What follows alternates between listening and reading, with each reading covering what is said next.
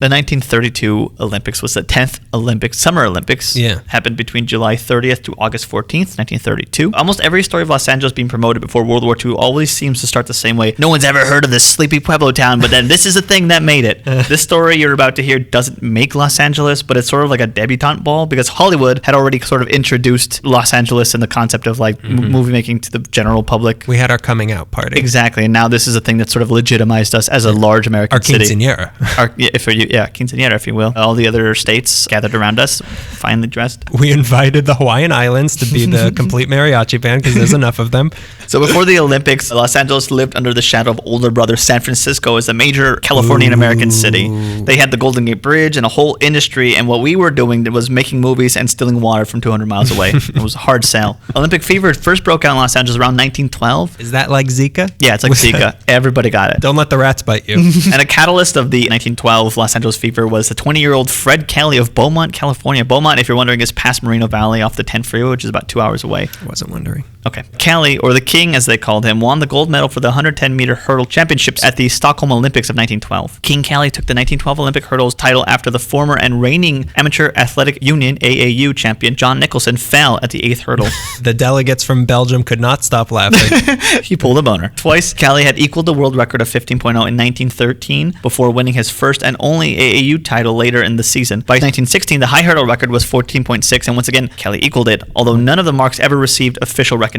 In 1919, he placed second to fellow Southern Californian athlete Bob Simpson at an AAU championship, and then... Good old American name. Yeah, not King Kelly. King Kelly retired after that. From what I read... We fought to get King Kellys out of this country so that Bob Simpson could come and be elected senator. After he lost to Bob Simpson, he retired, and from what I read about Fred Kelly, he went on to become a pioneer of commercial aviation. Anywho, after Southern Californians' own had achieved that, civic groups began to campaign for Los Angeles to be the next host of the games. Beautiful, deserty, nice and isolated Los Angeles, California. The push to make Los Angeles the next Olympic town was spearheaded by one gentleman in particular, William May Garland, who moved to Los Angeles from the East Coast in 1890 and spent his remaining years in the city boosting its population. He correctly predicted that the... If you know what we mean. Speaking of pulling a boner, he couldn't stop. Every day. This city's growing. Every day. Garland correctly predicted that this would be the third biggest city in the nation. He certainly worked for it.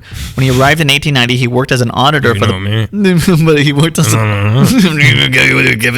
He worked as an auditor for the Pacific Cable Company, but moved into real estate, which is why he was crazy about boosting population, because people got to live somewhere. And if you own places where people got to live, then you get money in your pocket. But he also cared deeply about legitimizing Los Angeles. He was on all sorts of civic groups, although when I look at them, they are all real estate related. He was president of the Los Angeles Realty Board 3 times. He was the former president and honorary president of the California Real Estate Association, as well as the former president of the California State Chamber of Commerce. He soon established the W.M. Garland and Company, headquartered in Henry Huntington. W.M. Garland Company and Company. Company and Sons. He worked out of the Henry Huntington's Pacific Electric Building on Main Street with Kohl's, where he worked under Henry Huntington. And he was also the president of the California Standard Finance Corporation. He also served as a colonel on the staff of California's Governor Gillette, as a member of the Los Angeles Board of Education and the Public Library Board, and, one more thing, as president of the Los Angeles Art Association. And he was a lizard. Part of the lizard people. He was president of the Los Angeles Art Association. More importantly, though, he was the Pacific Coast delegate to the International Olympic Committee, IOC, and the president of the organizing committee for the Olympics pool to the West. Between 1919 to 1923, Garland made 6 trips to Europe to appeal to the IOC for games to be played in the West. These trips were largely funded by Garland himself. Is he related to Judy Garland? Yeah. And what you decorate with Christmas. Also, yeah, he's also related to the inanimate object. He's also related to Jeff Garland, even though it's not one's Garland, one's Garland. They're related. People in the committee weren't crazy for what he was selling. They weren't crazy. Many of the international experts told him to forget his wild ideas, but he was persistent. He had a vision of Los Angeles as a thriving city, and he knew the Olympics would be the spotlight of prestige on Los Angeles that was required for his vision to become a reality. Shortly before the Olympics took place, the population of Los Angeles had just hit the 1 million mark. But still, Los Angeles was an odd choice, because Little Los Angeles was still unknown to many. It was too small a community for such a mainstream sporting event. It was too untraditional. Los Angeles was so unknown as a city goes that when he proposed that the games be held here, he was asked if Los Angeles was near Hollywood, to which Garland responded that it was a suburb of Hollywood. He had to tell them. He had to point it out on a map for them. One of the IOC... I still don't get it. What do you mean? It's by the water? But what? One of the IOC delegates promised his vote because he wanted to see how the movies were made. Take Fountain. What's the quote? It was his 1920 trip to Rome where Garland, accompanied by Zach Farmer, who was the secretary of the association, against many expectations, was able to secure the Olympics for Los Angeles, California, with the condition that a stadium be erected that could house the games, since there was nowhere in the city to do that. So that had to be done. But really, it was right to question Los Angeles as I guess there had only been like 10 so far. Yeah, this was the 10th one. There was 9 before, yeah. So it wasn't that crazy to think about. Yeah, I'm not impressed. Yeah, it wasn't. I was impressed at first, and I thought, well, whatever. I mean, at least we made it to the top 10. I mean, all the other places were like from the whatever century they were established. 9th century, Jesus walked there. Yeah. And here's Los Angeles. What do we get? Jesus, Charlie Chaplin. The modern day Jesus. But really, it was right to question Los Angeles as the next stop of the Olympic Games. It was isolated and it was hard to get to. If you think about Los Angeles in 1920, much of the city hadn't even been connected to each other, like the little inner cities hadn't been connected yet, much less to other cities. It was a remote location. For European participants, it took a week to cross the Atlantic by ship and at least several more days, close to a week, to travel across the United States. I didn't even think about that factor. Like, people probably died like along the way getting to. Yeah. Give me you're tired, you're weary, you're jumpers, you're juicing. And since time is money, and the more you're traveling, the more money you have to dish out. And this was not only for athletes, but also for the coaches and Olympic officials. This was a huge financial feat for them. And they all had to go through Ellis Island and get their last names changed before they could compete. You're all Simpson now. Who cares? You're all Johnsonville. Many people really didn't believe that the games would be held here. Even though it was secured, they still thought that this was going to change when the time came, or that if it happened, it would be a farce. But that didn't bother Garland, however, and he moved forward with the one main condition: getting a stadium built. Garland and a number of other civic leaders banded together to form the Community Development Association, CDA, with the intention of building a coliseum in the spirit of ancient Rome, where world-class games could be held for the general public that would otherwise not get to see a game in such a venue. I didn't know that the Coliseum was built for the Olympics. Yeah. Isn't that weird? No. Keep going. It was commissioned in 1920 and its groundbreaking was held in 1921. So you could see that Garland and gang wasted no time in trying to get this epic stadium built in time for the 1924 Olympics. They put together a $950,000 investment to have this stadium built. Since they were bouncing back from the losses of World War I, they decided to dedicate the athletic stadium to the war veterans, which is why it's called the Los Angeles Memorial Coliseum. Oh. However, briefly it was called the Olympic Stadium because we got to show them we're serious. The Olympic Memorial Olympic Stadium. The Roman Empire Memorial Olympic Memorial World War I Memorial Stadium Coliseum. Well, Los Angeles, throw that in there too. Of Los Angeles. Of Los Angeles. The place next to Hollywood. Right across the ocean, a quick trip. It's going to be an acronym one day, so it'll make more sense as one long word. The Coliseum was designed by father and son architectural team John Parkinson and his son Donald. John Parkinson arrived in LA in 1894, where the population was half of what it was when the stadium was built. After touring other stadiums around the country, they decided their Coliseum would be as grand as possible, done in a classic Roman peristyle, which mostly means open peristyle, which from what I can understand of art stuff, mostly means open air and with columns. Sounds like a pear to me. And as grand as it was planning on being, concrete and steel helped to make the building of this damn thing affordable. It would also be built in a newly renamed and recently reformed Exposition Park, which was earlier known as Agricultural Park, a rowdy adult amusement park area. Fans of the show remember Agricultural Park from our Pacific Red and Yellow Line episode titled, quote, "You're Killing Me, L-A-R-Y." This area had been reformed with museums and it was to be a respectable place. We're putting a memorial stadium here. Museums are going up. This is going to be respectable. Someday there's going to be a space shuttle here. What's that? What's space? Is that in the old world? John Parkinson is responsible for some huge LA landmarks such as City Hall, Union Station, and the Bullock's Wilshire Building. Either by himself or in a design collective, Parkinson had participated in the design of 21 buildings on Spring Street alone in downtown. Most of them all still stand today, including all 4 buildings at the intersection of Spring and 5th Street, which they refer to as John Parkinson Square. It's the Rowan Building, Security National Building, Hotel Alexandria, and the Spring Arts Tower. Those are all his design, and they're all at that intersection, Spring and 5th. Garland's plan for getting the 1924 Olympics hosted in Los Angeles was a bust. It was decided on Paris instead, but with Parkinson's draft for the Coliseum, he returned in 1921 and got approved for not the 1928 games, which would take place in Amsterdam, but the 1932 games, which would take place in Exposition Park, a suburb of, yes, you guessed it, Los Angeles. And the committee was so impressed by Garland's vision and persistence on the matter that they made him a member of the Olympic Committee. Wow. Look at that. So we got the pity games. Yeah, exactly. The consolation games. Listen, what else do you want? Just stop coming. Like, what else? The Consolation Coliseum. Construction on the Coliseum took less than 2 years and ended on May 1st, 1923. When the Coliseum opened in 1923, it was the largest stadium in LA with a capacity of 75,000 people, which was 13% of the population. If there's any sort of natural disaster, you all move in here. Into this bowl where if it's a flood, you'll all drown. It looks really small. Like from the outside, it looks small. Yeah, from the outside, it looks small. When you're in there, though, I feel like I could throw a rock from one end to the other from the outside. Listen, that's everyone's folly. You're going to fail at that just like Men everybody have else. lost their fortunes trying to follow through on that bet. John Elway standing on one corner of it. Like, I got this. I walked on the field because I had a breast cancer walk. So you end the thing and you walk on the field of it. And when you're down there, like, oh yeah, this place is giant. Yeah, I feel like being inside. It's got like it's like a peanut M&M with a really thick outer shell. I don't think that it is.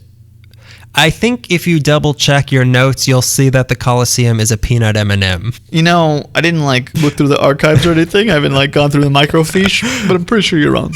No, I think if you look in there, you'll see it's a peanut. Oh no, it's creamy peanut butter. Oh no, I meant it's a gummy bear.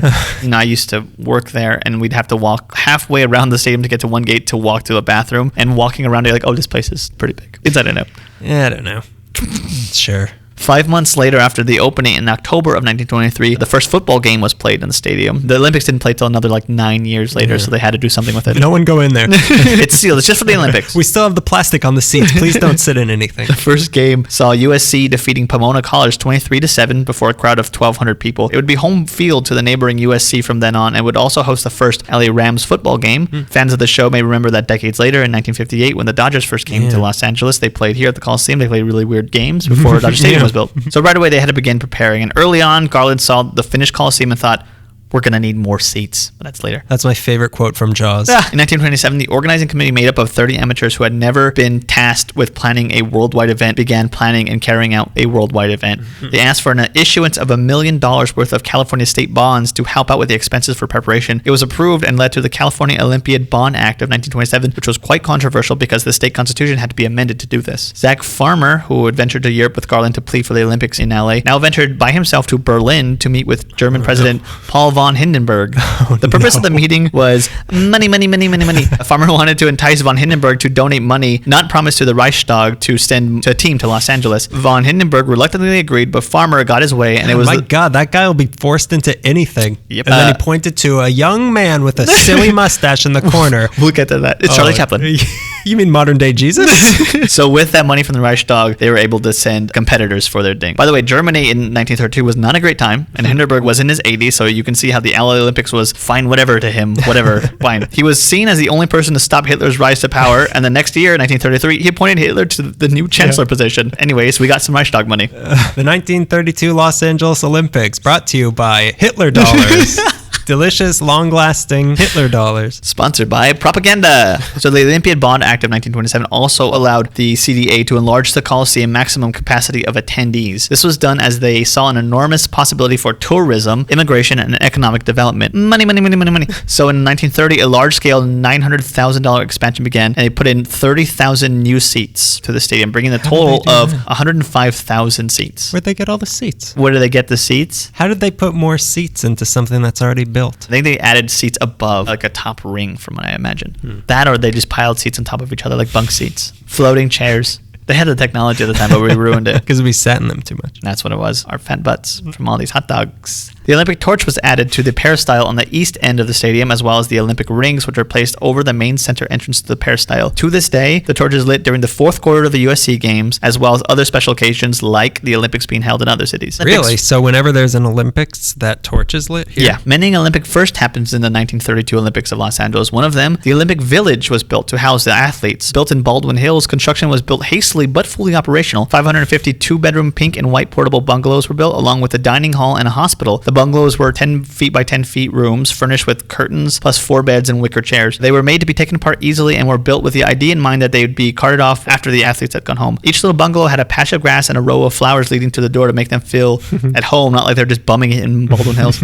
And to avoid any anger over American food, the village had 5 dining rooms, and each team was able to invite their own chef to cook for them. This was just for men, though. Now those dames... No. That was the women they could invite, was the chef. They don't get no room for them over in them bungalows. Why don't you stick them in, I don't know, the Chapman Park Hotel in Wilshire, now known as Chapman Plaza, where they could, I don't know, live lavishly for a couple weeks. The Chapman Park Hotel was across the corner from the original Brown Derby and the Ambassador Hotel where the Coconut Grove was. The ladies must have loved that. They love hats. They love restaurants that look like hats. That's all they like. When people think about visiting Los Angeles Hollywood style in the 20s, what they think about is like a 2-week trip at the Chapman Park Hotel. There's pictures of the women. It just looks so cool. They look like movie actresses. They're just all... You're going to have to compete in full jewelry and heels medals because we paid for it and we wanted to see you in it. I just got this flapper bob, and I think I could swim better, so I think everyone should get one. Also, I think the first time in Olympic history that the genders were separated while visiting other cities to compete had been in Los Angeles. Prudes. There was some initial hesitation to the Olympic Village holding men of different races, beliefs, and ideals under one roof for an extended period of time, but that was overcome quickly, and many of those being housed there still have fond memories of trying to overcome the language differences so they could chum it up with other athletes, which seems pretty cool. Here's something strange I read that I couldn't find anywhere else. I just found in one little passage. Apparently at the Olympic Village, there were security officers dressed as cowboys.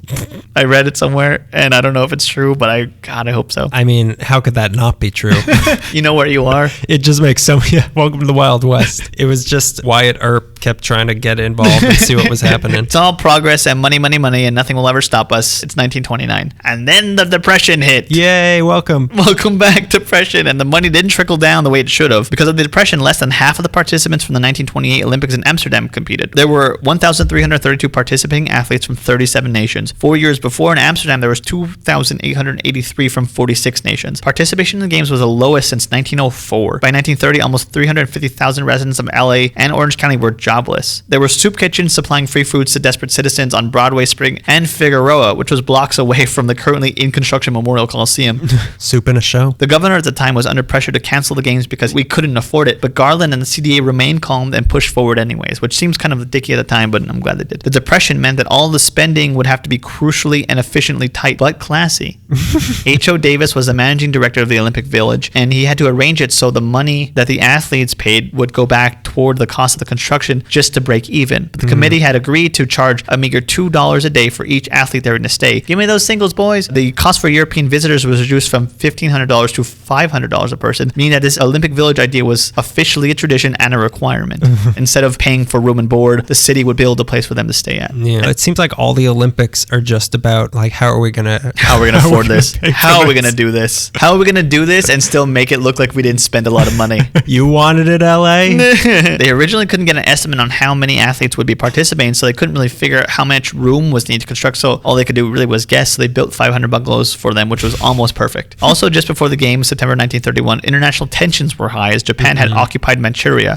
They tried to enter athletes in the... out of Manchuria, Japan. You're all sleeper cells. They tried to enter athletes in the Olympics from the state they called Manchukuo, but didn't succeed. China retaliated by sending a lone athlete, sprinter Luo Chengchun, who ran the 200-meter run. He was the first athlete to represent China. Oh, wow. The other access, Germany, was also having a good year in 30 and 31. They certainly were. The Nazis were now at the expense of no one. The Nazis were now the second largest political party in Germany. Hitler had become a best-selling author with Mein Kampf, nice pocket money for Hitler. Brazil, to help fund their trip, sent a shipload of coffee with the team members in hopes of selling it along the U.S. ports on the way to LA, and they barely arrived in time to compete. What? Look, if any of you guys win a medal, when you're on the podium, just hold this bag of coffee. You have to sink a coffee. Set up a booth on the way out. You'll sign autographs and make sure you move that coffee. We didn't compete much, but we made a profit with the coffee. We drank all the coffee. We drank all the coffee. We drank all the coffee, and we won in all the competitions we weren't in. We made up our own games and won at those.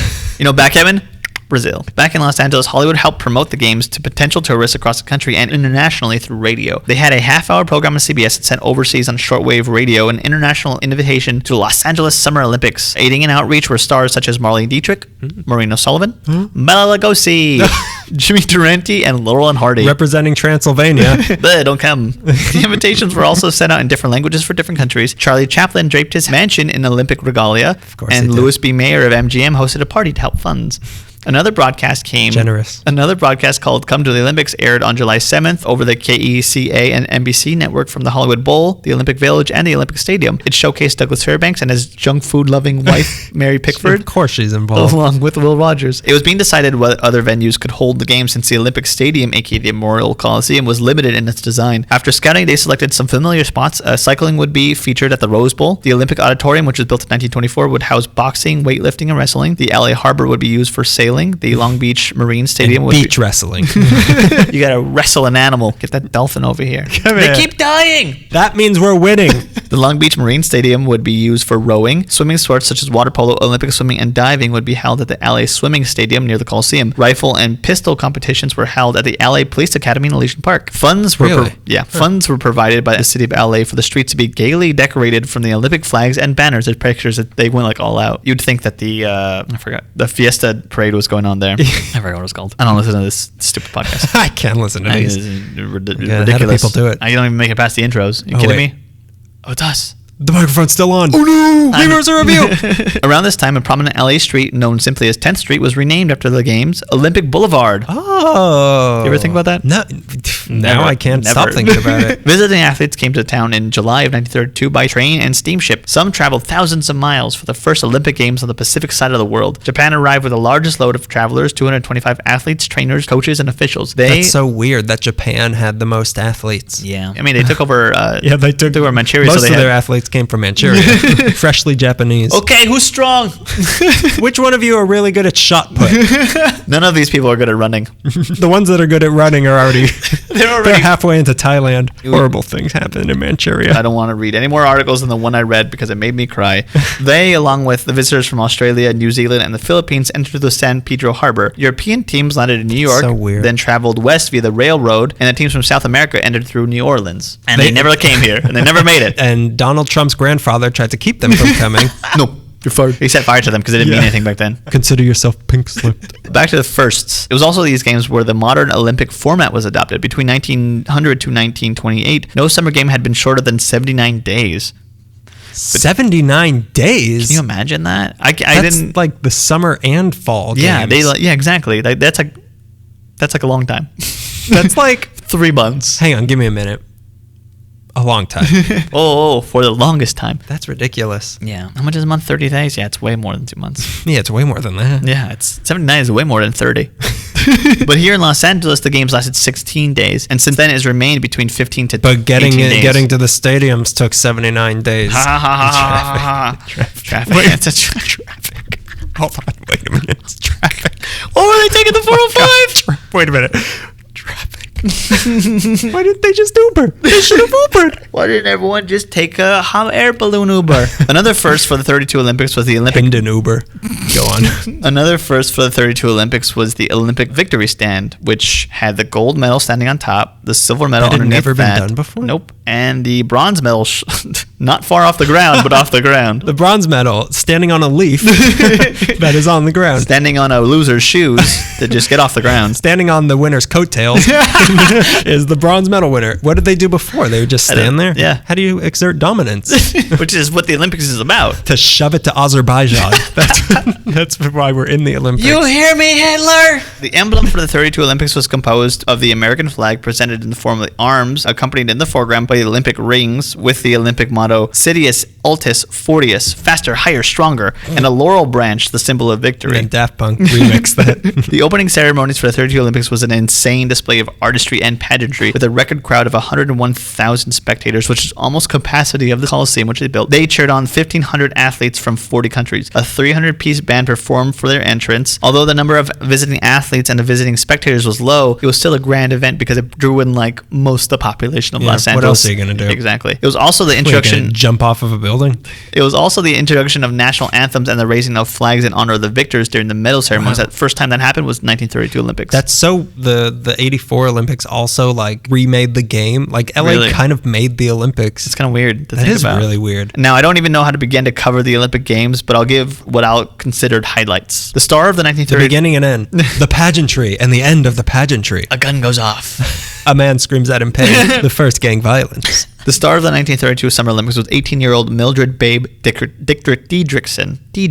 of Texas. Say his name. His name isn't Mildred Babe Diedrichsen, is it? Her name is Mildred Babe Diedrichsen of Texas. Excuse me. I'm with sorry. honor. I forgot women were here. Oh, golly. Who won 2 gold medals in the javelin and 80-meter hurdle events and a silver medal in high jump. She was deprived of a 3rd gold medal, sadly, and it seems like many people remember that most about the 32 Olympics. Great. That's what we remember is Our hero failing. She tied with teammate Gene Sheely in the high jump, resulting in a jump off between the two. After Didrikson performed... Someone lay down a beat. It's got to be sick. Preferably a very fatty one. It's the Olympics after all. Manchuria's here. We got to show the rest of the world we know how to party. We don't want to embarrass ourselves in front of Liechtenstein. And Hindenburg. Von Hindenburg. After Didrikson performed, the judge charged that she dived over the bar, which was really a new technique called the Western roll, which required one arm and one leg over the bar before the head crossed. And she, because of that, awarded the gold medal to Sheely, and Didrikson took the silver medal. Didrikson qualified in all 5 women track and field events, but competitors could only compete in 3 events. So she could have really done well in the discus throw and the relay and the long jump, but she was only allowed to do 3. So she was later in 1950 named one of the greatest female athletes of the first half of the 20th century. Eddie Toland won gold medals in the 100-meter and 200-meter sprint events. There was debate over who broke the tape in the 100-meter dash, Toland or the competitor Ralph Metcalf, but that was resolved in the very first use of the photo finish camera. Really? Mm-hmm. The 32 games were also the first instance of the automatic timing in track and field. Helene Madison won 3 gold medals in freestyle swimming. She was the first woman to win 3 gold medals at the Olympics. She could have been Didrikson, but it wasn't. Modern day Michael Phelps. She earned them in the 100-meter and 400-meter freestyle races and earned a 3rd gold medal as part of the U.S. relay team. Overall, the American women dominated in swimming, taking 4 of the 5 medals. Georgia Coleman won a gold and silver medal in the diving events. The swim team from Japan, made up almost entirely of teenagers, won 5 of the 6 men's swim events. They kept peeing in the pool. And they said, deal with it. Kitamuro Kitsuo, who won the gold medal in the 1500-meter freestyle race, was 14 years old. What? Became the youngest male swimmer ever to win the Olympic event. The youngest athlete was swimmer 13-year-old Ralph Flanagan of Los Alamitos, California. The oldest athlete at the time was Canadians' own George Giles of the sailing team. He was 104. He wouldn't stop aging. He was the old man in the sea. Stella Walsh, who participated under her Polish name, is going to be hard to say, Stanislawa Wałaszewicz, earned a gold medal in the 100-meter race, equaling the world record with a time of 11.9 seconds. In the 36 games, she earned a silver medal. She was seen as one of the greatest athletes of her time, and she had an unusually long stride. Many said that she ran like a male runner.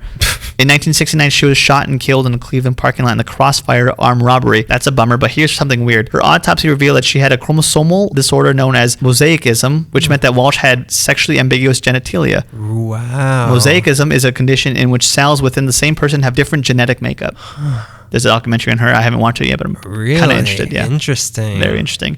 Some controversies. First semi-transgender Olympian. Yeah, maybe. possibly. Or both gender. Both genders, yeah. Like Jamie Lee Curtis. Not confirmed. Not confirmed.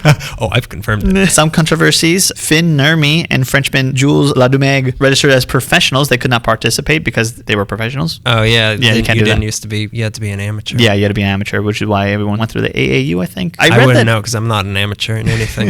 I start pro and I just get bigger from there. I start pro and I turn elite. I read that football had to be removed as an Olympic sport, but I also read that USC and a lot of other college teams played, so I don't really know if that's true or not. They can't be stopped. There was an uproar when the winner of the gold in the 1500-meter run medal, Luigi Balcali of Italy, mounted a newly established victory stand and gave a fascist salute. Oh, boy. Oh, boy. The other access showed up. Later, Balcali was drinking champagne with his pals. Why is that a big deal? Prohibition had about another year to go before it was repealed. Shame, Luigi. I'd say good for you, but I was blinded by your fascist salute.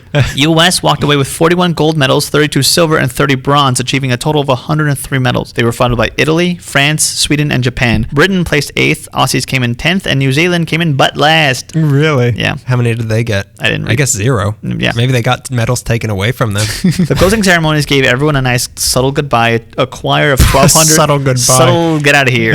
A choir of about 1,200 sang Aloha, Farewell to Thee. Trumpeters at the top of the stadium, peristyle, sounded taps as the Olympic flame faded away. The scoreboard read, "May the Olympic torch pursue its way through the ages." One of the athletes for the United States swim team, Clarence Buster Crabb, set the record in the 400-meter freestyle swim, which he almost... Of course he's a swimmer. Of course he's a swimmer. Clarence Buster Crabb. He almost lost to the team in Japan. A year later, Crabb would star in the role of Tarzan in several Tarzan film serials. What? He would also play Buck Rogers and Billy the Kid. Really? Yep. The Olympic swimming star of 1928, Johnny Westmuller, had also previously starred as Tarzan. I'm glad he's on our team. Yeah, to think he's... why? Two Tarzans. You'd think he would be better at, like... Aquaman.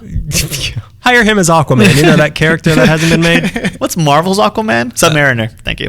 The Olympic game was long revered as the Olympic game was long revered as one of the best, mostly because it existed in defiance of the Great Depression. It accomplished an extraordinary feat. New Olympic traditions were started, 16 world records were shattered, and 2 others matched. A total of 32 Olympic marks were broken. It's also the last time the Olympics were affected before the rise of the Nazi Party. The 1936 Summer Olympics would take place in Berlin, and Germany did everything they could do to outdo the 32 LA Olympics, but all most people remember is Jesse Owens sticking it to Adolf Hitler. Over 400,000 visitors passed through the area, and local businesses earned $50 million in a 2-week period where LA hosted the games. The 32 Summer Olympics in Los Angeles was the first time that the Olympics was able to turn a profit for a host city. Yeah. It's all about the money.